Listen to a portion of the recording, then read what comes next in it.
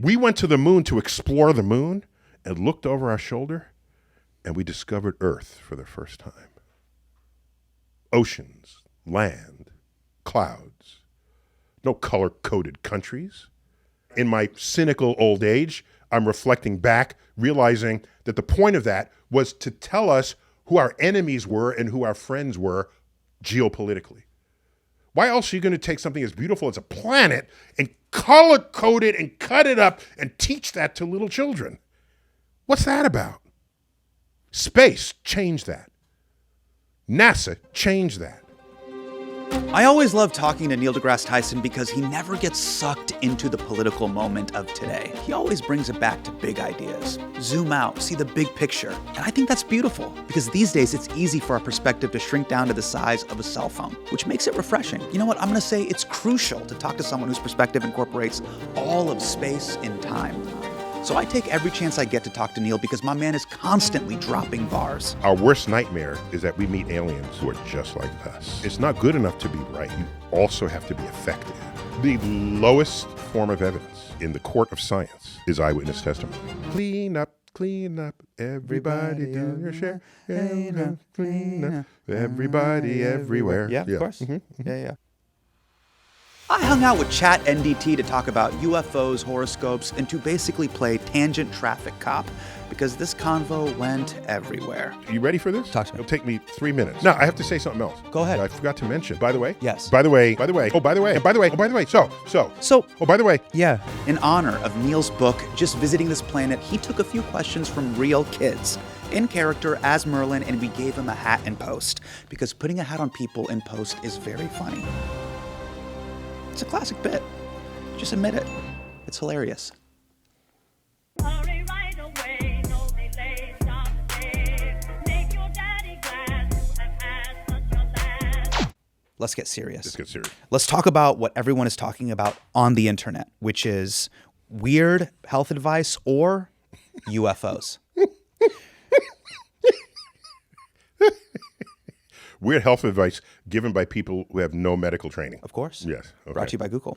Recently, the House Oversight Committee held hearings about unidentified, anomalous phenomena. Yes. I'm talking about UAPs. You got it. Not to be confused with UTIs. What is your assessment of all this UAP stuff? Do you have a more specific question? Well, there's floating orbs. There's the floating triangles. Okay, What is going on? Just remember what the U stands for. What does it stand for? Unidentified. We're done here. You don't know what it is. So you can't not know what it is and then in the next sentence declare you know what it is. You just say you don't know what it is. In science, we celebrate the unknown. The German poet Rainer Maria Rilke, in his book, Letters to a Young Poet, I'm going to mangle it a little bit. I'm not a poem memorizer, so forgive me. But it goes something like, be at peace with all that stirs within your heart. Learn to love the questions themselves. Wow. As a scientist, we hack our way to the edge of what is known, peer out into the unknown, and that's what attracts us. Are you a Sufi saint? So You're a whirling dervish. when we find something that's unknown, it's reason to do more research. It's not reason to arrive at a conclusion that or you are sure is true right after you just said it's unknown. Yes. So that's my first comment. Okay. Second, have you seen images taken by the James Webb Space Telescope? No, I haven't. Highly detailed images of gas clouds thousands of light years away. Images of galaxies at the beginning of the universe. And you can zoom into them. We can do all of this across the universe with our greatest telescopes. And you're really going to tell me that your best evidence for visiting aliens is a fuzzy tic-tac on monochromatic screen taken in restricted airspace by a military pilot in our own freaking atmosphere? That's your best image? Like, really? Okay, now we have AI making videos. It's going to be hard to use a video as evidence. So what we really need, fork up the alien. Until then, we're steeped in wishful thinking. Wishful thinking that what you see and don't know and don't recognize is a visiting alien from outer space. Well, let's listen to witness testimony. No, Can we take a look for? Let's listen to the hearing. This is What I'm saying is funded by our tax dollars. Two more things. Okay. Before you go to this thing. I'm going to C-SPAN. Okay. This is a real thing. I know it looks like it was recorded on VHS, but this is a real network. The lowest form of evidence in the court of science is eyewitness testimony. And not only do scientists know this, psychologists know this, but we are somehow trained from TV or wherever else that I need a witness in the courtroom. Right. Somehow the witness has all the answers and has the precision of objective truths in their delivery. We know that that's not the case. All right? A person isn't lying if they don't know they're lying. Point is, the number of people who have seen UFOs is huge. I don't have a problem with that. Keep reporting it. Go right ahead. Okay. I'm waiting for someone to bring forth an alien. Let me say it another way. Okay. If we were being visited by aliens from space, Yes. when we have 6 billion smartphones in the world capable of taking high-resolution photos and videos, Sure. and billions of photos are uplifted to the internet All the time. every day, millions of hours of video, we have 1 million people airborne at any given moment with a window looking out into the atmosphere, okay?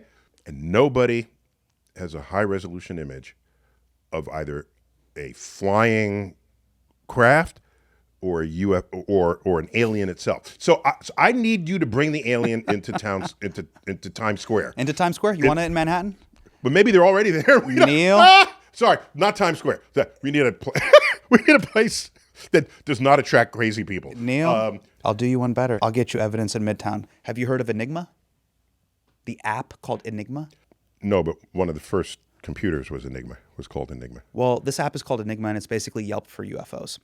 Cool. I want to get your thoughts about UFOs that have been spotted right here in Manhattan. Please bring up bright light hovering erratic above Times Square, per your request. No, I want the alien, not the lights. But go on. Hang on. Love Times Square. Taking picture out of car window NYC and look at photos afterwards in weird light and multiple photos. Cannot make out what they were. Many of the same sightings have been reported on this site, exclamation point. Unexplained, exclamation point. No, this is not a tweet from Donald Trump on Truth Social. This was uploaded, and there's been 2 other witnesses. Wait, Now, so where's the bright light? this is above Times Square. Computer, enhance. Computer, enhance. Computer, enhance. I can see the aliens. Because we agreed earlier in our conversation that they're naturally fuzzy. So you're making fun of me. I don't know what that is. We should, get a net and bring it in. Okay. Figure out how to do that. That's what a scientist would do. You're making fun of this upload because it's in 240p. Computer, please pull up video evidence, please. This is large silver disc Did covering. you have to say that please twice to the computer? I try to be nice to both animate and inanimate objects. Okay, got it. Play video, computer. Look at how fast this thing is going. Yeah, that looks like a reflection internal to the camera. Because every time the camera jiggles, it jiggles. When the camera's stationary, it's not moving. So, yeah, I remain. See that? See how it's moving with the camera?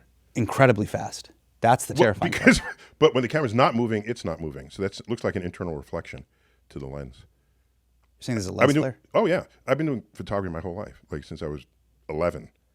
And there's a lot of photographic artifacts. Yeah. Artifacts as in things that don't belong in the photo, that the lens, the film, back then film, but even CCD chips, they're defects. So things that can happen in the camera. And if you don't know that, then you'll try to interpret that as something that's actually in your image. There are surely other cases that I can't explain so trivially as that, but that one is pretty obvious. That's, you move the camera, the thing, you do it again. Camera stationary, it just sits there. I'm just saying, I need better evidence. Okay, then let's listen to the House Oversight Committee. Let's take a look. And you want me to use their eyewitness testimony as evidence? 2012, my team was on standby for weather, and I returned to my barracks on base, and at approximately 0130, I saw an approximately 100-foot equilateral triangle take off from near the NASA hangar on the base. The craft interfered with my telephone, did not have any sound, and the material it was made of appeared fluid or dynamic. I was under this triangular craft for a few minutes, and then it rapidly ascended to commercial jet level in seconds, displaying 0 kinetic disturbance, sound, or wind displacement. Cool. What do you make of that? It's a mystery. Okay. It's a mystery. By the way, it would be helpful if we had other measurements of that object that could verify that it actually went to aircraft level, that it was actually the size that he says. These are things that typically we will misinterpret. It's very hard to judge the distance to something for which you have no prior understanding of what it is. An airplane, if it's tiny, it's far away. If it's big, it's close up. We know how big airplanes are. Right. So your brain can assess that distance. Yes. With some reliability. Yes. But if he's seeing a big old triangle, that's weird. How That's liquidy, and then liquidy it goes triangle. up high. Right, exactly. And it messed with his and phone. he says to aircraft heights, Mm-hmm. I'm curious how he made that measurement, just as an example. It'd be nice to have more data surrounding that observation so that we don't have to just listen to his testimony. We just look at data rather than listen to people report what they think they saw. Love that. We do need more data. Let's look at this clip again. Let's not add sound. There is data that does prove there Don't are ever use the word aliens. prove. There's no proof here. Okay. There's evidence for Evidence or for. evidence not. Yeah, proof is a mathematical thing. Oh, like a math proof. Yeah. Just try to not use the word proof. We don't generally use it in science Okay. either. Scratch that. Yeah. Just show me the evidence that supports it, and then I'm good. Okay. Right. Well, guess what, Neil? Here's some hard evidence. God, love it. Bring Let's it on. take a look. Let's run this on mute. Let's look at these two people that we've circled here in red. Neil, those aren't people. Yeah, those are aliens for sure. Bingo. Yeah, totally. Those aliens. are aliens in human suits. Yeah, I agree. I have to agree. And they're spies in the hearings to try to make sure not enough information outs them. For sure. You know what that is? That's like in Men in Black. Was it the first or second one? Which one? Well, first one. First one. Yes. Where they have they're tracking where all of the aliens are. Correct. And it's a big secret to everybody, of Yes. course. And each person we know these people. Yes. They're celebrities and things, but they're celebrities who just look a little odd. Correct. Just something about Hey. them that's not quite. I've been to the Met Gala. It's just, who was on there? Michael Jackson was on there. Sure. Zed, what about that position you promised me in Men in Black? Still working on the Alien Affirmative Action Program. I'll keep you posted. Look, I think there's both a scientific analysis here, but there's also a psychological analysis here. But human beings have a deep fascination with aliens, vis-a-vis how advanced they are and how friendly they are. Did you just say vis-a-vis? Yeah. Really? Okay, that's very. Let's take a look at this on the X and Y axis, because I really broke this down. Oh, Let's throw this good. down. Okay. So the aliens here can either be very dumb to smart, to very peaceful to hostile. Everything that we've seen in pop culture is somewhere along this line. No, in movies other than E.T., they're all smart and hostile. So you put a dot up in the upper corner. Precisely. I call that predator. Good. Hostile and smart, boom. Predator. Predator. Peaceful- Predator, as shown in the film series. Correct. Yes, but it bleeds, Yeah. so we can kill it. That was perhaps the most brilliant line ever uttered in a science fiction film. Because you don't know if you have any effect on it at all. Correct. If it bleeds, we can kill it. can kill it. Yeah. Okay. Versus the chupacabra, jinn, ghosts, and otherworldly things. I forgot all about the truth. That's a South American Of creature course. Yeah. that no one's seen, but everyone believes is there. Neil, let me just tell you how I feel about the undead. I do respect them, I acknowledge them, and I stay away. One of the guests that they wanted to have come on the show said they were going to do a tarot card reading. I said, I don't with that shit. That's spooky. Tarot card readings are spooky. Precisely. Yes. Okay. By the way, Yes. YouTube called me up and asked me if I wanted to be a tarot card, but I agreed. There are multiple tarot cards that refer to cosmic things. We designed one with me in it, but the catch was on the other side were YouTube links to content that I and my podcast have put online. You get in through the tarot card. So you wanted to be the pipeline from the fringe to science. Exactly, because Yes. how else am I going to reach you if you're a tarot card person and don't otherwise have access to science? Right. So somewhere on the line, you can find a tarot card with me. Okay. So I'm not totally fearsome of them, but I do own a few sets, and they're of course stored in silk. You have to, the rituals behind Neil. If we were in my office, I'd reach for it and I'd. Please don't. Again, it's a polite. We'll get you on my podcast. Can I get you on my? I'm on your podcast 4 times in the Twice. Okay, twice. Hard evidence. Let's do hard evidence, please. So let's go back to smart Please. and hostile. That we got predator. We have peaceful and smart. Shouldn't there be lines getting plotted here or dots? We'll do that in post. oh, I got it. So then we have hostile and dumb, and that's small, mean hamsters. Then we have peaceful and dumb, and those are just regular hamsters. Where do you think we are if the aliens were to come visit? What do I think the aliens would be, or what are we to the aliens? Both. Okay. All of our tropes regarding hostile aliens Yes. are not based on any actual knowledge. They're instead based on actual knowledge, how we know we would behave in the presence of a civilization with lesser technology than ourselves. So I have no recourse but to declare that all portrayals of hostile aliens are mirrors to ourselves. It really is like AI. These large language models and social media is a reflection of ourselves. For all we know, aliens are the most peaceful things ever. But we are violent against other members of our own species if we have higher technology than they do. The history of exploration and colonization has shown. Either they are exterminated, enslaved, somehow reduced to lesser personhood than those who did the conquering. Our worst nightmare is that we meet aliens who are just like us. Wow, that's a whole new way to look at alien movies because the aliens are a reflection of the worst of us. I felt that way about The Walking Dead, which was human beings descending into their worst behaviors and being worse than the zombies themselves. No, wait a minute, wait. Oh, got you. You mean the non-zombie people. As you continue to watch The Walking Dead. Yeah, because the people are actually acting worse than the zombies. You're losing civilization. Yeah. Because what is civilization if not a set of rules and regulations to prevent us from behaving how we otherwise would without it? So is this whole alien thing just a call for mental health services? Or what is this really about, according to you, a scientist? Historically, when we encountered something that science has yet to explain, people say, oh, well, God is doing it. Yes. God is there. Recently, I've been asked, well, what was around before the Big Bang? I said, I don't know. We've got top people working on it. Something had to be there. I said, I don't know. Yes. God had, okay, so I get it, all right? And that's a long tradition of people doing so. Yes. But if your understanding of God, in however you perceive him or it to be, is someone who lurks where science has yet to tread, then God to you is an ever-shrinking pocket of scientific ignorance. Philosophers call that God of the gaps. So the modern version of that is alien of the gaps, except for, I prefer the assonance, so I would say aliens of our ignorance. Something you don't quite understand? Aliens. How they build the pyramids? Aliens. Where those lines come from in the Nazca Plains in Peru? Aliens. It's intellectually lazy to just go to aliens and have that explain what you don't know.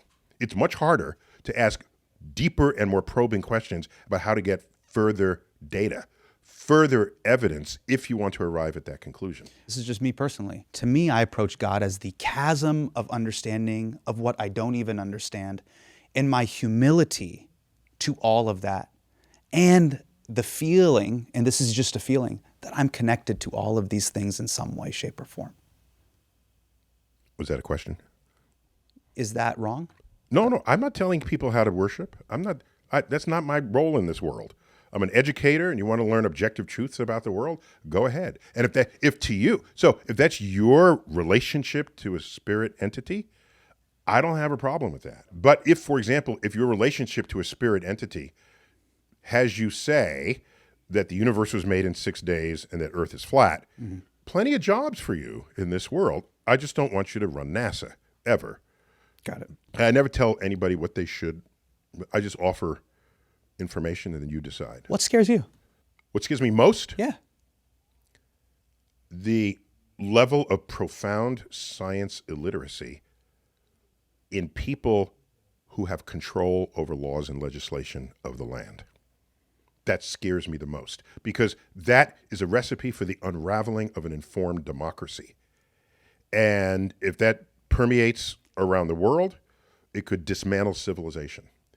And I don't think I'm exaggerating when I say that, because the methods and tools of science are the way. It's the best way we've ever come up with as humans to establish what is objectively true in the world. And while you're establishing what is objectively true, you also end up establishing what is objectively false. If people have different belief systems, that's fine in a country that protects that. But if you have a belief system that I don't have, and you rise to power over laws and create a law based on your belief system, that is a recipe for disaster. That's a recipe for the ending of the American system of governance. Your right to worship is protected constitutionally. But the Constitution doesn't say you also have a right to coerce other people by making laws forcing them to have your same religion and your same religious rituals. The day that happens, we become a theocracy, and that is not what the Founding Fathers ever wanted. And that's why the word God does not appear in our Constitution. It appears once in a very minor way when they dated and signed the Constitution, in the year of our Lord, 1789. In a very tiny, minor way. It's not in the Constitution. Controversial in the day. You know why you don't put God in the Constitution? Why is that? That means They were all Freemasons. it means nobody can make a law about someone's God. It was the most brilliant. It assures constitutionally that the government cannot establish a religion because God is not in the Constitution at all. God, Jesus, no mention of it at all. Do you want to know where God appears? Sure. Oh, what I mean, obviously, when you pledge allegiance. I always thought that was funny. You know, you go, I pledge allegiance to the flag of the United States of America. One nation, under God, indivisible. I was like, we're very divisible. That was added in the 1950s.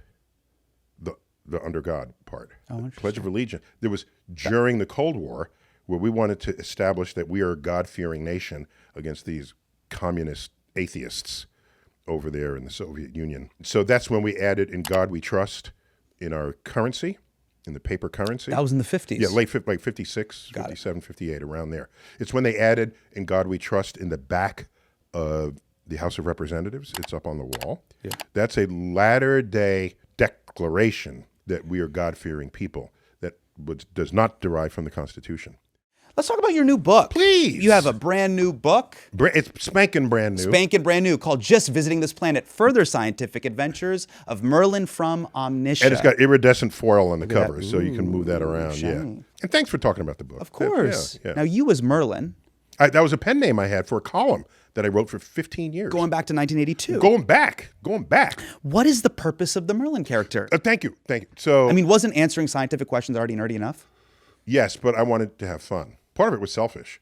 I don't want to just answer questions. Sure. I want to have fun answering questions, and I want the person reading them to have fun with me. Because the whole book is just Q&A asked by real people, but answered by this fictional character from Andromeda. So look, I'm going to ask you questions from the book. You're going to answer as Merlin, but if you're going to answer as Merlin, you're going to need a Merlin hat. So what do you want? We can add this in post. Do you want a top hat? Do you want a fedora? Do you want a sorting hat? Or do you want one of those old school, just Dumbledore joints? Sorting hats. Why not a sorting hat? Sorting hat. Yeah, let's do it. Here we go. First question of the book is from Hank Young. Dear Merlin, how come the North Pole is warmer than the South Pole? Well, give me the book, and I'll be Merlin for you. Oh, Jesus, okay.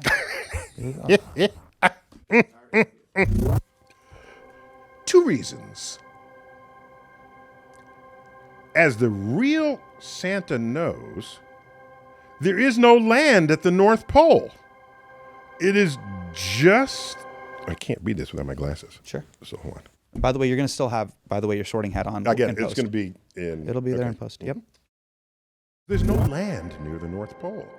It's just a spot on a floating ice sheet in the Arctic Ocean. Heat stored in the ocean over the summer months slowly re-radiates to the ice and air during the winter months. Conversely, the South Pole is centrally located in the Antarctic continent, far away from the Antarctic Ocean. Earth is about 3% farther from the sun during the Antarctic winter, July, than during the Antarctic summer in January. When combined, these two effects provide a midwinter South Pole temperature of about minus 100 degrees Fahrenheit. Yikes. While a typical midwinter North Pole temperature is a toasty minus 40. So here's the thing. Merlin, who, by the way, is friends with Santa Claus, we talk about the future of climate change, and if we lose all the polar ice caps, Santa He's going to be in a tank shirt. And Yeah, totally. Santa's going to be in Florida. that's a different Santa from what anyone has drawn. Look, Merlin, there's a lot of people that know a lot more than me, and they have sent in some questions for you. So these are some of our smartest listeners and viewers sending you, Merlin, some questions. Let's take a look at the Bring first. it in. Why did a meteor come? How did a meteor come and hit dinosaurs? And is there going to be another one? Cool. Do you hate to give him the bad news? It's not that the meteors come to hit us. That's true. But what's happening more than that is Earth is plowing through a debris field that remains ever since the formation of the solar system. So it's not just the meteor coming to hit us, it's we and the meteor hitting each other. And yes, Earth plows through several hundred tons of meteors a day. Most of them are small, they burn up, and you see them as shooting stars. Big ones will make it through, they'll make a crater. The really biggest ones will render us extinct. We want to make sure we can deflect these in the future so we don't face the same fate as the dinosaurs. Now, how do we help this kid sleep at night? He asked the question. He better deal with the answer I give him. You're the one who needs help going to sleep at night. Well, I do. Let's go to the next question. So, what happens when you go inside a black hole? Do you just like go like, whoa, whoa, whoa?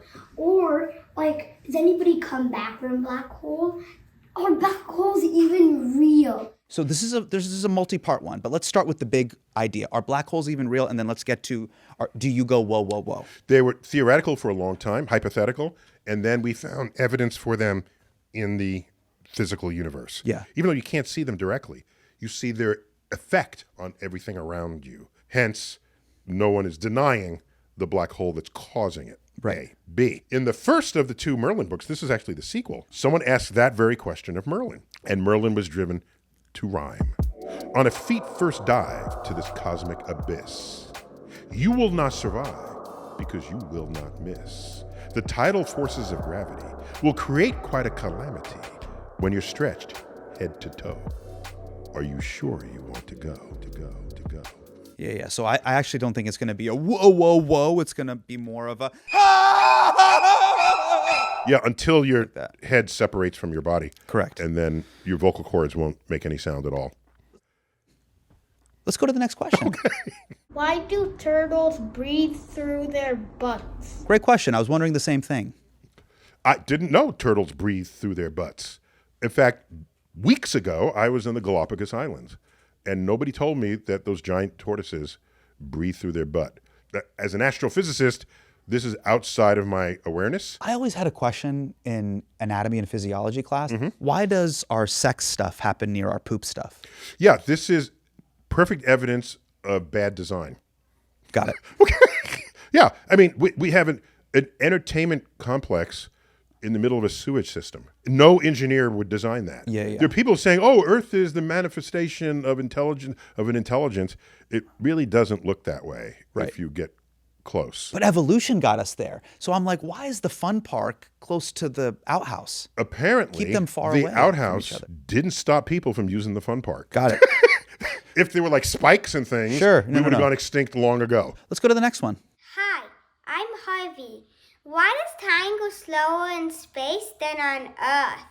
Bye. Hey, Harvey. I've wondered the same thing. Cool. It actually goes faster in space than on Earth. What do you mean?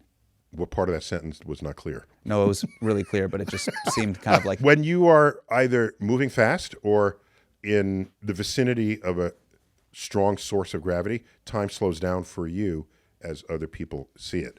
So on Earth's surface, time will proceed at a given rate. Where the GPS satellites are orbiting, they're farther away from Earth's surface than we are, obviously. Right. They do not feel the slowing down that gravity would bring their clocks. And so GPS keeps faster time than we do, and we need to pre-correct GPS time by Einstein's general theory of relativity before it gives it to your cell phone. Otherwise, the GPS targeting would be off in the military, and grandma's house would be in the wrong place on your directions in your car. Copy that. Yeah. Hey, are you a fan of music? Yes, I think so. Let's take a look at this question. Okay. Hi, I'm Roger, and I have a question. What would happen if you played music very, very, very loud in space. Bye. Hey, Roger. It's a great question. Great question. As the first Alien movie correctly noted, in space, no one can hear you scream. Which means no one would hear the loud music you played because there's no medium to transmit the pressure waves, which we otherwise call sound. And you would just be moving your lips, and I wouldn't know what the hell you were saying. Neil, you just gotta stop scaring the children. And in the latest series, Alien series on TV, the alien comes to Earth. I did a small voiceover for them. Yeah. Because it's the Alien series. You got to do right by Sure, them. sure. And I offered them a line. They never used it. What was the line? On Earth, everyone can hear you scream. Oh, I know. Why do you keep scaring children? These are innocent children. Listen, these are the same children that love T-Rex, and they must know that T-Rex, there'll be hors d'oeuvres to T-Rex if they ever meet one. And they love T-Rex. So I think kids love things that can eat them. That's why they respect and love them. Practically every fairy tale, the end point is someone is going to eat them. The wolf in Little Red Riding Hood, the three bears. You don't get shot, you get eaten. That's the scary part. This is crazy. They're very comfortable with Getting eaten by something with big teeth. Yeah, Right. yeah. And that's why Barney, because you were Sesame Street, you were a PBS fan. Yeah. Barney, they didn't give him sharp teeth. Yeah, he has perfectly straight. Yeah, I felt like Barney was insulting my intelligence. I did not with Barney. No, for real. I was like, you're treating me like a child. However, my takeaway from Barney, Go ahead. clean up, everybody everywhere. Clean up, everybody everywhere. Yeah, of course. So this last question is from my son, who's 5 years old. Sometimes I'll be driving him home in our Kia Sorento. Not trying to brag, but we do have a Kia. And he'll be in the back seat. He'll be looking out the window and he'll see the moon. And he'll go, Dad, the moon is following us. And I'll look out the window and be like, yeah, the moon is following us. And so my question is the moon following us? That's a question in this book. Merlin answers that question. That's great. Oh, by the way, my brother Yeah. illustrated this book. Oh, incredible. He went to the High School of Music and Art, and I went to the Bronx High School of Science, and this is our second collaboration. That's incredible. And so Merlin answers it better than I will right now. It feels like it's following you, but it's not.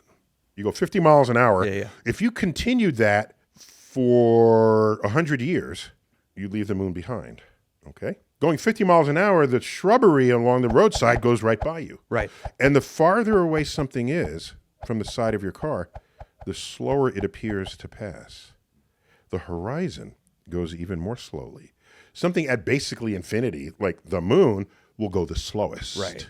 But it's still moving past you just much more slowly, and it has to do with the angle that you are subtending, is the word, as you drive past. That's how you can make something look like it's farther away if you're a designer or you're a special effects person working on a film. So, yeah, it is moving by, but not very quickly. Got it. That's why it feels like the moon's being a stalker. Yes. In fact, my brother cues off of little quippy things that Merlin says. He drove this road that just leaves Earth and goes off with a little smoke plume great. behind it. Yeah. So, yeah, kids ask that question all the time. Adults stop asking the question even though they don't have an answer to it. Adults lose their curiosity. It upsets me. Yeah, it's sad. Yeah. Ronnie Chang. Ronnie Chang will not watch movies, but he will read the plot synopsis on Wikipedia. That means he is trusting the interpretations of others rather than his own. If he continues this way, he will become a shell of himself. I mean, he already is a shell. To be filled with the thoughts, opinions, views, and attitudes of others. Wow. And I never want that to happen.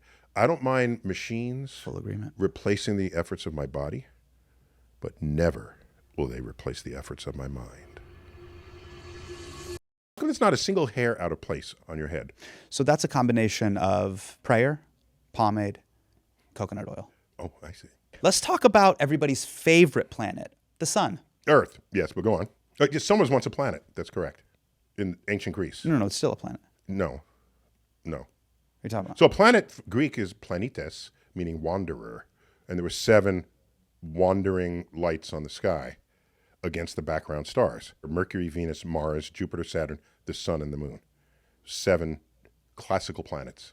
So you're saying the sun is not a planet? A star. No. Stars are whimsical. They represent magic, and that something auspicious or good is happening. Yeah, if you don't know, It's a shooting science, star. yeah, it could be all of that to you. The sun is a fiery circle thing that is demonic and gives people skin cancer. Right. So what are you saying? What is the sun? The sun is also a star. So the world is. And I want to use some of that pomade when you get a chance. Give me some. Pomade? Yeah. Sure. We can call it tomato pomada. The world is undergoing a solar boom. Renewables are spiking, especially in China. Australia has so much solar energy, it is literally giving it away for free. Do you think the sun has enough juice in it to power all the AI data centers that we are going to inevitably be using in the future? Of course. And are we living through a solar boom? Of course. Most of the solar power just hits the earth and radiates back. But there's not only the sun as a source of power, which you only have access to in the daytime when there are no clouds. Nukes are making a comeback. Safe nukes, portable, not backpack portable, but like flatbed truck portable power stations that are completely transforming the life of people who live in a deeply, rural is not even the right word. For example, in Alaska, something we don't think about as city folk. Yes. There are towns in Alaska. My wife was raised in Alaska, so I have an awareness sensitivity to these challenges in the state. There are towns that get deliveries of diesel fuel to run their generators over the winter. If the river freezes, which it almost always does, and the roads are taken out, there's the risk of running out of power through the winter, and then they all freeze to death. So the military is working on these portable uranium power stations. Turn it on, goes for 10 years, and you plug everything into it, and everything's fine. So it's portable, and it's instant power at any time, which the sun cannot provide. So what you need are advances in storage devices, batteries, or some other clever means. Here's a clever way. When you lift up a heavy object, that object now has energy it didn't have when it was on the ground. It's called gravitational potential energy. If you let it go, it'll fall and break your toe. It took energy to break your toe. Where'd that energy come from? The energy it took you to lift it up in the first place. So one future possible design of power plants that have solar power or tidal power, whenever that power is available, they use it to lift heavy blocks. Then the sun sets, and now the block will descend with pulleys and levers and however, and it converts back. So you're converting solar power to mechanical gravitational power.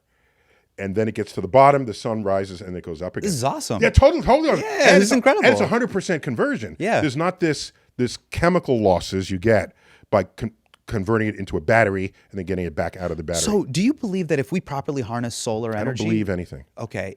Do you have a hunch, an inkling, a tingling of your spirit? I love tingles. That these advancements in solar will actually be able to put a dent in climate change? Yes, the question is how quickly?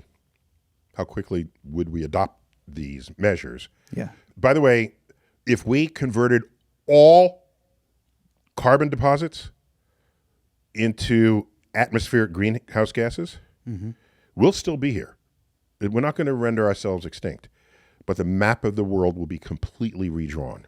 If we lose the ice caps, Antarctica, where I just visited this past December, it's summertime, and Greenland, if they melt back into the oceans, the level of the oceans will rise to the Statue of Liberty's left elbow, burying underwater all the world's major cities. Because on the water's edge, you have access to its transportation, irrigation, commerce. Right. Most of the world's greatest cities are on the water's edge for exactly that reason. They'll all just get flooded.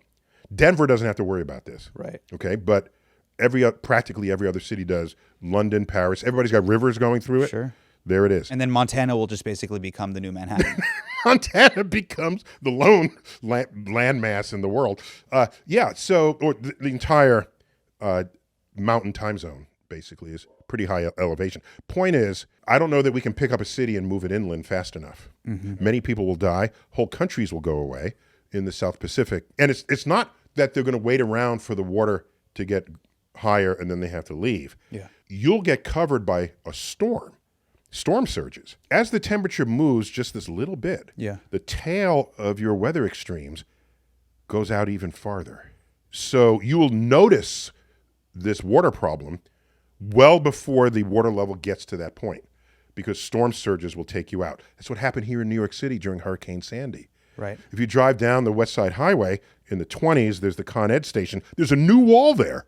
Oh, that right. is now Yeah. higher Right, totally. than whatever the previous wall was, because Yeah. that's the new normal. That'll be good, certainly for another Hurricane Sandy. Right. But will it be good for Hurricane Joey? Right. I mean, these are ridiculous names. Hurricane Joey is just it just sounds so friendly. Oh, by the way, we name hazardous asteroids after gods of destruction and death and pestilence. To be scary. Why not? For example, we have an asteroid Apophis Yes. that's going to make a close approach to Earth. In what Ask year? me how close. Wait, in what year? 2029. Ask me how close. How close? It'll dip below our orbiting communication satellites. It'll be the closest. It'll go below Starlink? No, Starlink is lower than that. So it'll be Above Starlink. Above Starlink, but below DirecTV, Oh my god. which goes off your communication satellite. So we'll still have Wi-Fi, but there'll be a goddamn Okay, so it's going to come Comet by, coming and we close? don't know if Earth's gravity is going to break it apart. We don't know how the structural integrity of this thing is, because as you come near strong sources of gravity, there's stress in your physical body. Do you have this marked in your Google Calendar? April 13th in 2029, which, by the way, is a Friday. Okay. So, but it's not going to hit us, but we're going to study it. Why didn't you open with this? Because We started with I this don't want to whole depress alien you. conversation. You're a happy man. You are a happy person. You are generally a happy person. Yeah. I'm not here to change that vibe. We started with UFOs and aliens. You should have just started with, hey, April 13th, 2029, just do an all-day hold. Friday, April 13th, 2029, just do an all-day hold in your Google Calendar. Hey, guess what? A comet may hit Earth. It's why. Then we could have gone to the ad It's read. why science works, because we know it's not going to hit us. But for a while, we didn't know whether it would hit us. And that doesn't terrify you? NASA just demonstrated the DART mission, the Double Asteroid Redirect Test. NASA sent a space probe with a deployable space observing platform, which I think was made by the Italians. It was named Luca, I think. Anyhow, it went into slam into this asteroid to try to change its orbital period around, because it's a moonlet, around the main asteroid. And it succeeded. Changed the orbital period by half an hour. And it would have been counted as a success had it changed it by 73 seconds. So NASA's working on its muscle to deflect asteroids, which is what you're going to need in the future. And by the way, in the year 1900, if you say, what do you fear most? People would say, oh, population outstripping food, polio. The list is not on anybody's list today. Or maybe polio's coming back. Yeah, polio's making it. It's making a comeback. Thank you, RFK, making a comeback. Right. So now we know about asteroids putting us at risk. So that's something on our list today that was not on our list back then. Plus rising sea levels that could take out cities. That was not on anybody's list in 1900. So when you ask me, what am I concerned about in the future? I don't know. In the year 2100, what list are we going to provide that is undreamt of today, since everything we're concerned about today was undreamt of 100 years ago? I worry about the unknown unknowns. This sucks. I'm not here to depress you. You're a happy man. I like happy people. Okay. Via science and government, these two things work together, or sometimes ideally. not together. That's why we have the National Academy of Sciences, which was signed into law under President Lincoln in 1863, when he clearly had other things on his plate that he needed to worry the about. The National Academy of Sciences Yes. goes back to Lincoln. Yes, it does. Wow, and that's usually, it's the pre-roll right before I watch stuff on PBS. Okay. This episode of Arthur is brought to you by the National Arthur, is that Academy. right? Of You're an Arthur course, fan. yeah. I remember Arthur. I'm a fan of Arthur. I'm a fan of Sesame Street. I'm also a fan of Lila in the Loop. That's a new show on Lila in the PBS Loop. Kids, pbskids.org. You know what kind of animal Arthur is? He's an anteater. Aardvark, yeah. So did you see the original book of Arthur? Fucking demented. Sorry, Mark Brown. I'm a huge fan. Love you, Mark Brown. Would love to meet you. Mark Brown, Beverly Cleary. You guys are duggos. No, in the original illustrations, those early editions, terrifying. They are terrifying. Yeah. All the animals are like real animals. Arthur has a full up Aardvark nose. Yeah. You remember when Sonic, they dropped the trailer and they were like, what the is going on with Sonic's Well, teeth? the Sonic fans didn't like accept that. it. Right. That was the way I felt when I got super into Arthur. Mark Brown, a fan. I had to go back to the original archive. I'm like, let me listen to the first record. Yeah, no. Right? You like Jay-Z? You like The Blueprint? Go check out Reasonable Doubt. When I saw those first few Arthur books, they were written either in the early 70s or late 60s. I was like, dude, this dude was dropping acid. These are terrifying creatures. Yeah. You need empathy for your main character. I don't feel any empathy for that. I was like, let him back in the they're wild. hairy and I pick up from Arthur loses a tooth and we move on from there. Okay. I don't acknowledge the previous stuff. Anyways, let's get back to Why were we talking about science. Arthur? Well, because here's the Oh, you said issue. the sponsor. The sponsor, National Academy of Sciences. No. You're thinking of National Science Foundation. National Science Foundation. Yeah, don't confuse those. That came about after the Second World War. Okay. In response to a document written by the first ever president's science advisor, although that wasn't his title at the time, that's the role he played. Yes. Van Bush is his name. He wrote a document called Science, the Endless Frontier. And in it, chapter by chapter, science and its role in our health, science and its role in creating industries and jobs, science as its role in security and developing wealth and your health. Yeah. It was the blueprint for how America did science in the 20th century. Yeah. And it was informed by the fact that science, physics specifically, won the war. Okay? The Second World War coming right out of that. Yeah. And so the role of science, not just only bravery, science matters. The National Science Foundation definitely would be pumping money Shout out into to that. the NSF. Yes. Now, I have to say something else. Go ahead. Because since I've been seeing you on bus stanchions, that's very distracting. What? Because What that's part of my it? man. Right? What do you want a bus stanchion for? What were you with a shirts? You know. Of course. Okay. Yeah, so Brooks I just want Brothers. you to know, I'm Yeah. old enough to remember 30 years ago. Yes. It was. Have you bathed yet? You haven't shaven today? Clearly. Right, Yeah. right. Stubble was like, go groom yourself. Right, But right. now everybody's got it. Yeah. Everybody's got a thing. A little thing. A little thing. Yeah. And so razor companies must be losing money hand over fist because nobody is shaving with razors anymore. Well, you'll love this as a What? fan of sciences. The razor companies win either way because what you have with the taper, the fade, how you get lined up. Oh, you need precision instruments. Of course, yes. Yes. So some of these, I mean, you're talking about barbershops here in New York. Now you got your Russian barbers, you got your Dominican barbers, and then you got your black barbers. I have a Japanese barber.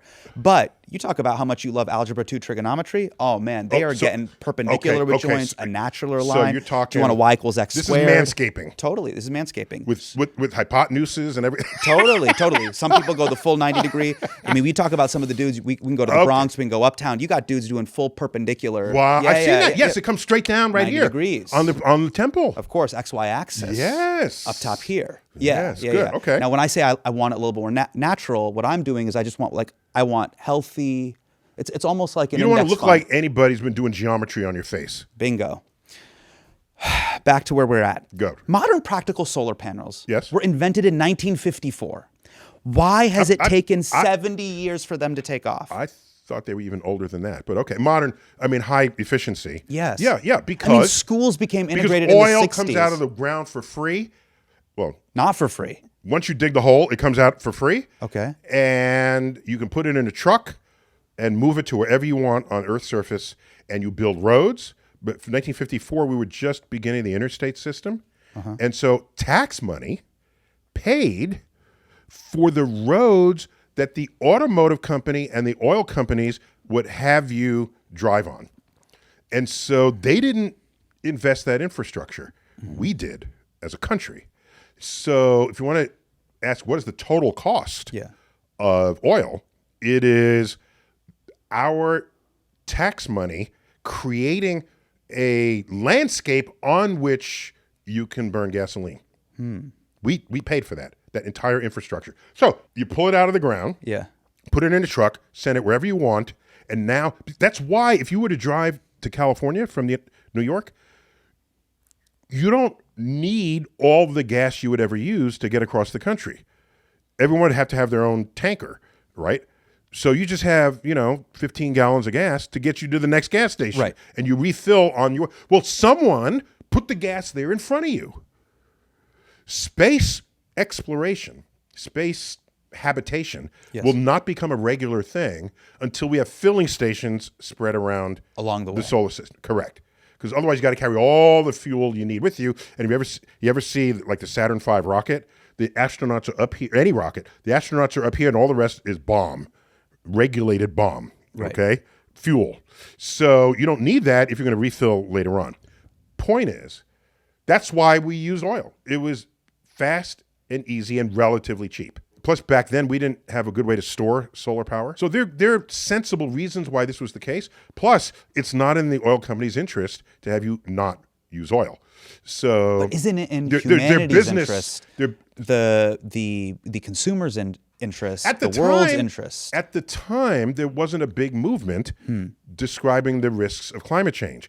We knew what role extra CO2 would play in warming the planet. Right. Those data were available, but it didn't really work its way into people's consciousness as to what would happen if we continue this unabated. Well, we've seen China now invest huge into Yes. solar. Meanwhile, America is investing in ballrooms, new ballrooms that we're paying for. What's going on here? Why the disconnect? I don't know why people do anything, but I can describe the consequences of it. Okay. Yeah, if we don't, How will this bite us in the ass? well, it'll bite the whole world in the ass. Oh, by the way, China is still digging coal, so it's not like they're completely green yet. They may be one of the biggest coal-producing countries out there. Right. But their investments in renewable energy is the future. So if you have foresight and you're a country and you care about the future of your country, that's the kind of investments one should be making. And it's an if statement. I'm not telling you to do anything. If you don't want to invest in it, we're a free country. People establish laws and legislation who you voted for. Right. Right. So You're not telling, but you are alluding. One of our spiciest moments from the previous episode. when we were all in the caves, half of everyone born was dead before the age of 30. Jesus. Science matters here. Okay? All right?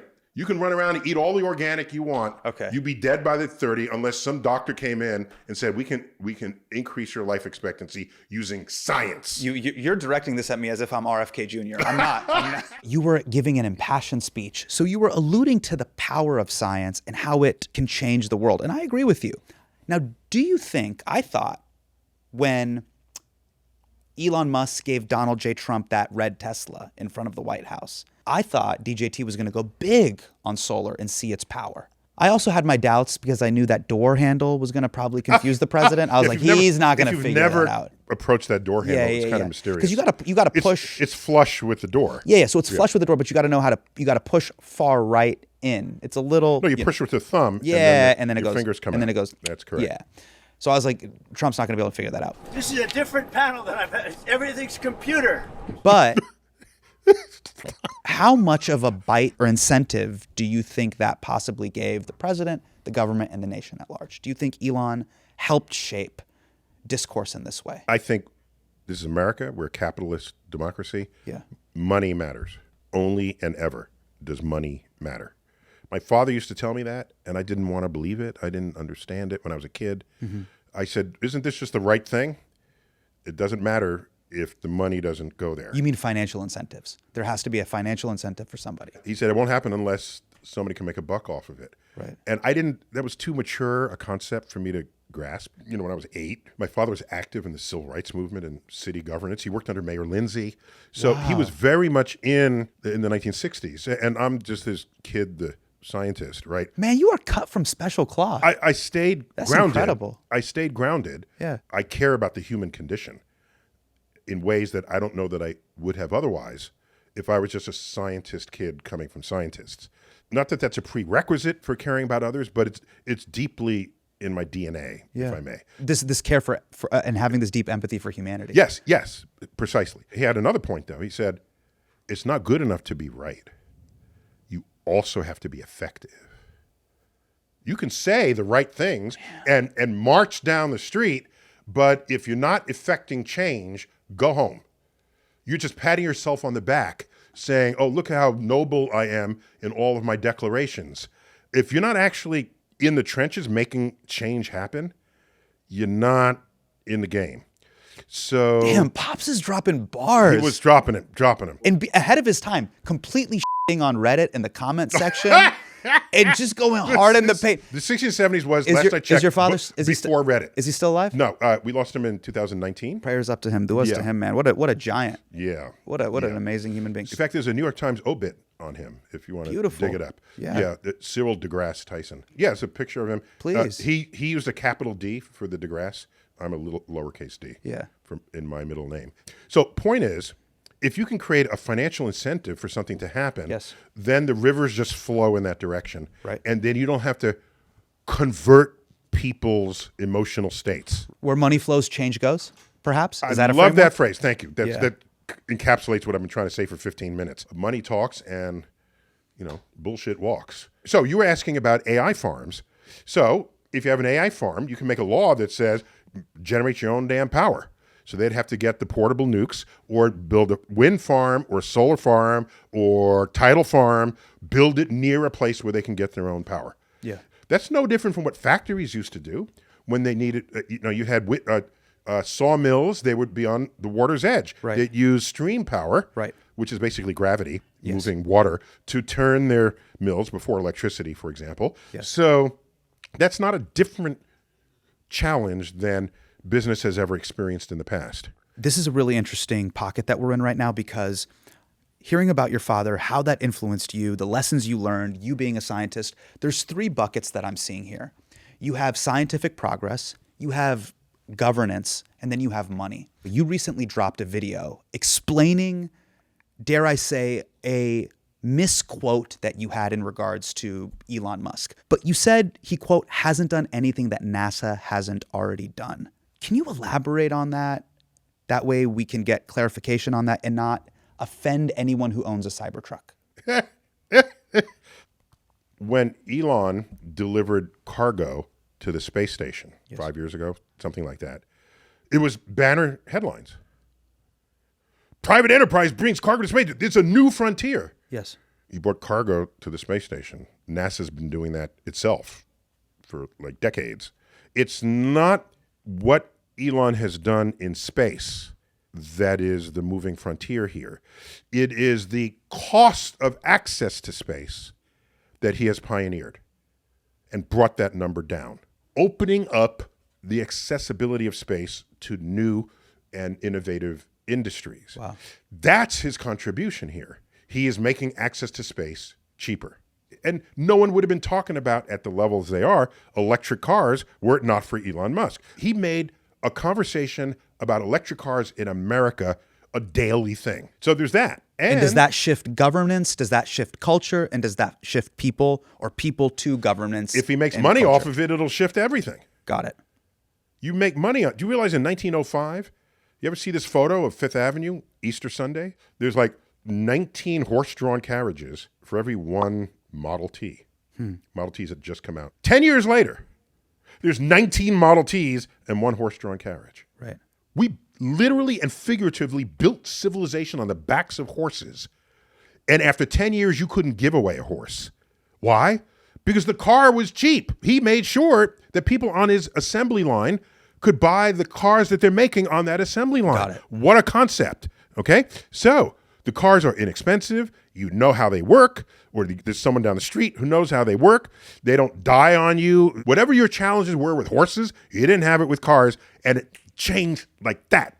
Point is, it happened rapidly. Yeah. Because the money equation. The economics of it made it possible. Thank you. Now, my question is, how do we get real innovation that helps move society forward and hopefully doesn't hurt us from a government that feels bloated and from a private sector that oftentimes feels like it's hurting us? Vote for scientifically literate people. What else can I say? We're a democracy. I feel like I'm the opposite of a lobbyist. All right? Lobbyists go to the people you elected and you get them to do what they want. No, I'm an educator. So I turn to the electorate and I say, if you want young earth creationists on the science committee, here are the consequences to that. We will recede in the dominance we have enjoyed and taken for granted since the Second World War and our role in science in the world. And other countries will rise up, China especially among them. And that's the consequence. And then I walk out of the room. How do you feel about humanity being multi-planetary in us trying to get off of Earth? We're not going to be multiplanetary. Why aren't we? There's no reason for it. Well, let me be more precise. That would be an expensive endeavor. Would you agree? Yes. It would be one of the most expensive things we ever did. Would you agree? Yes. If you look at the most expensive things we ever have done in civilization, they all have only 3 common drivers for what funded them. And what are they? One of them is the I don't want to die driver. Great. That gives you the Manhattan Project. That gives you the Great Wall of China. That gives you all the things that were done defensively or offensively in the history of the world. Next, which doesn't happen much anymore, is praise of royalty or deity. And that's where you get the pyramids. So you get the cathedrals of Europe. Very expensive, huge investments, multi-generational investments of time, energy, money, commitment. Nobody explores in the service of kings or God anymore. I mean, we do have the pyramids and we have the White House ballroom. No, when I talk about, I'm not talking about just something that looks expensive. I'm talking about something that's a major fraction of the GDP of a nation. Understood. That's what I'm talking about. Got it. Okay? And the wealthier the nation, the higher is the level where you can spend money on things that have nothing to do with these causes. The James Webb Space Telescope was billions of dollars, but it's below a radar level where above which it'll be analyzed for whether it is in the interest of American security or if there's a chance you can make a buck off of it. Okay? So those 3 drivers, praise of royalty or deity, I don't want to die and I don't want to die poor. Okay? So now, why would we terraform Mars and ship 1 billion people there? Give me a reason for doing that. I mean, If it's not one of these 3, it's not going to happen. So make it one of these 3. have you been to Florida? So we will not be multi-planetary. You know how you get to Mars? How? China says they want to put military bases on Mars. We'll be in Mars in 10 months. 1 month to design, build, and fund the craft, 9 months to get there. And NASA, I don't think they have a craft that'll get us to Mars. So then Elon says, I have a rocket that'll get to Mars. Right. And then we take Elon's rocket to Mars. Right. But that's not a business model that involves money other than tax base. Neil, you've been in this country much longer than I have, but I know this game. If we say Al-Qaeda is on Mars, we're going to Mars. Correct. And that's the I don't want to die driver. That's how we'll become a multi-planet species. All the reasons given, suppose something bad happens on Earth, we need to protect the species. What bad would happen on Earth? An asteroid might come. Yeah, it's 2029, bro. It's coming. Hold on. I'm thinking that whatever effort it takes to terraform Mars and ship 1 billion people there is more than the effort to deflect the asteroid. I'm just thinking. Just spitballing here. There'd be a killer virus. I'm thinking whatever's the effort to terraform Mars and ship 1 billion people there is more than, now that we have the genome cracked and we have genomes of more and more species cracked, that we can find a perfect antiviral serum. I'm thinking that would be easier than shipping 1 billion people to Mars. Think of whatever possible disaster you can, and investing money to solve that problem is going to solve it faster and more effectively than shipping 1 billion people to Mars. If you want to go to Mars, do it because it's fun. Do it because you want to explore. Do it because you want to take a vacation there. But to justify it by saying we need to be a 2-planet species has no actual foundation in actionable decisions. Okay, let's do the last question in regards to this. I hear this every 2 weeks. Do we save Earth or do we explore space? Why is it a choice? Why don't we do both? Next question. Okay, great. Why is everything a choice? Do you know how much we spend on NASA with this James Webb and the space station and all the astronauts and the Artemis mission back to the moon? You know how much that is? It's 4/10 of 1 penny on your tax dollar. If you held up that dollar and cut 4/10 of 1% across its width, that won't even get you into the paint. I could remove that. You wouldn't even know it's missing. And you're going to tell me stop spending on that because we have these other problems? What the hell are you spending 99.6% of the budget on? Military. Take a look at that. No, it's not that high, but it's high. It's very high. Look at all the other things we're spending money on.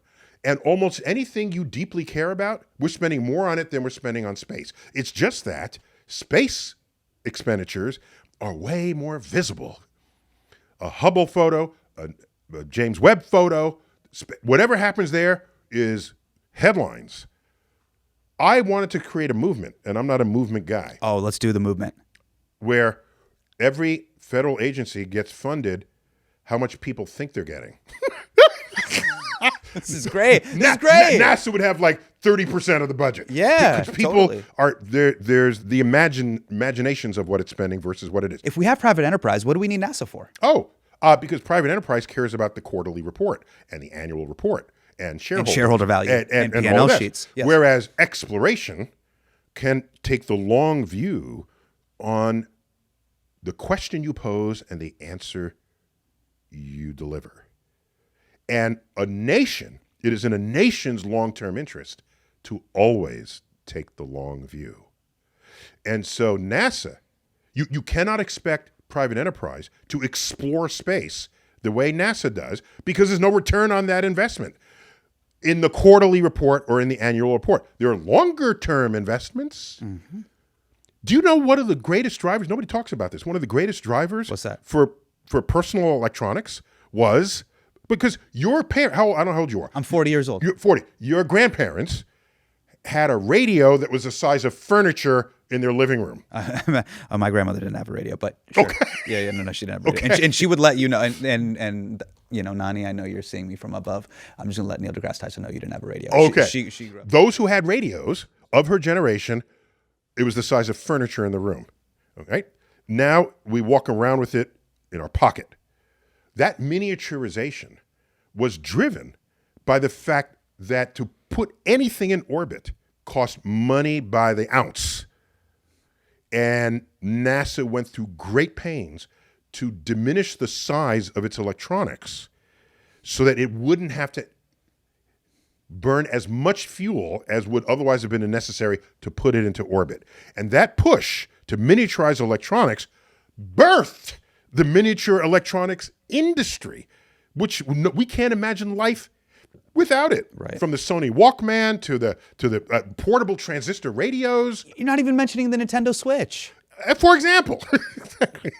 So there are benefits. And one other benefit, the Environmental Protection Agency. Of course. The EPA, my dad worked for the Cal EPA for 35 years. There you go. Do you know the NOAA, National Oceanic and Atmospheric Administration? Sure. Do you know that? Do you remember that TV public service announcement where the Indian was tearing? Yes. The crying Indian? People start pollution. People can stop it. By the way, he was Italian, but back then you could do that. Got it. So he was Italian, yet indigenous. Got it. Okay. Understood. Casting issue. Let's get SAG on it was this. casting. But Yeah, back then, go ahead. you did that. Okay. Who looks Indian on the line today? Sure. Right. This guy's Yeah. just a really tanned Sicilian. Tan Sicilian. Well, let's keep going. The banning of leaded gas, Okay. the banning of DDT, all of that happened while we were walking on the moon. We went to the moon to explore the moon and looked over our shoulder, and we discovered Earth for the first time, as only nature would reveal it to us. Oceans, land, clouds, no color-coded countries, which in my cynical old age, I'm reflecting back, realizing that the point of that was to tell us who our enemies were and who our friends were geopolitically. Why else are you going to take something as beautiful as a planet and color-code it and cut it up and teach that to little children? What's that about? Space changed that. NASA changed that.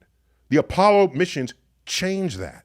And that was not in the manifest. Well, what shall we have Apollo do for us? The goal was to beat the godless Russians to the moon. That was the goal, because we were scared witless that godless commies would somehow take over the world. It was another part of the I don't want to die driver, which is why we'd spend $100 billion to do that in today's dollars. $100 billion. Right. All right. So there was a firmware upgrade in our consciousness over those years, where all of a sudden Earth became something we would and should all care about. Got it. Holistically.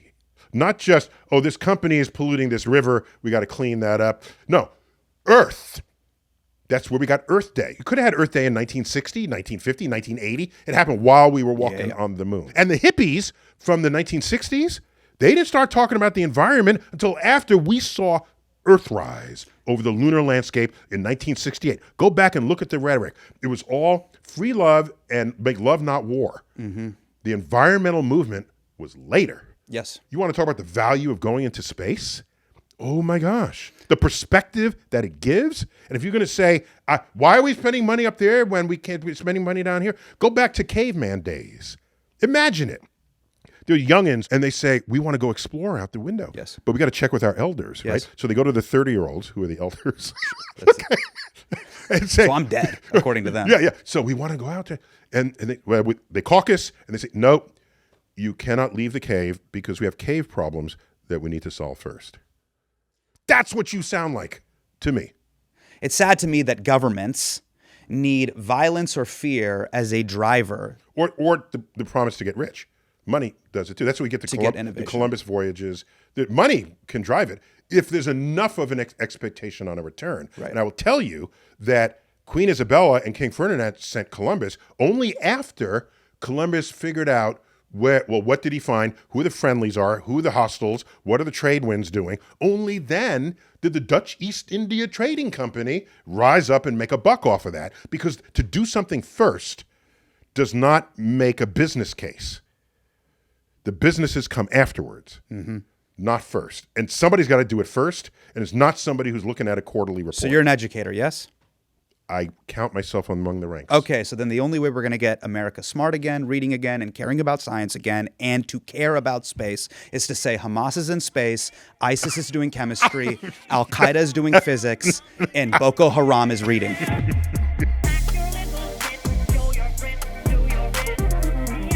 I have an unhealthy obsession with YouTube analytics. I love data, but it doesn't always love me back. Like, check this out.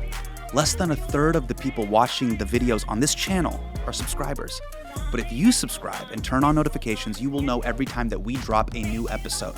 So if you love HMDK and all the work our amazing team here does, click that subscribe button. And if you hate it, I will see you in the comment section.